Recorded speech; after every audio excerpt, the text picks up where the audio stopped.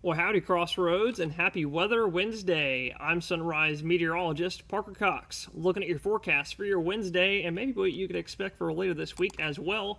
Because guess what? If you like the rain we had this week, we've got more coming. Chances have actually increased for Wednesday from 40% to 50%.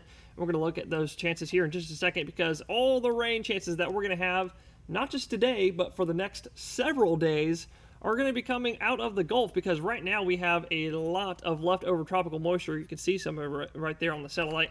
All that tropical moisture is still left over in the Gulf from Hurricane Eric, which we had talked about late last week, which Hurricane Eric is no longer a thing.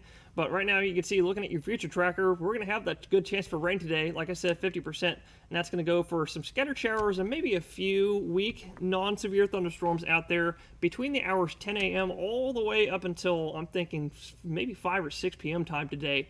Like I said, sometime in the afternoon time, I'm thinking we're going to see a big uptick in rain activity and coverage with the daytime heating kicking in behind the mostly cloudy and partly cloudy skies for those that don't see the rain. Before sometime around 6 p.m., like I said, the sunset will start approaching and the daytime heating will start lessening, and we should be looking at a decrease in rain activity for the evening time tonight. But then going into the overnight and into tomorrow morning, rain chances return back to 20-30% in the morning time as early as 4 and 5 a.m. So if you'll be traveling early in the morning, make sure to be staying safe on the roads, the wet roads. But guess what? The rain continues into the later morning, possibly, and into the afternoon as well. With tomorrow's chances, I've got it at 40% for Thursday. Now, yesterday we had talked about the first tropical system that had formed in the Atlantic Ocean this hurricane season. And guess what? That's no longer with us. Tropical storm Andrea has officially dissipated. It was a sort of a late bloomer, forming in June 24th, which is the latest tropical system to be named since, I think, 2014. So bit of a late bloomer, but good news there is that it's not coming away and it's already dissipated. And more good news is, guess what? The Atlantic is going to remain real quiet, not the Pacific. Good news is none of that is coming our way, but the Atlantic.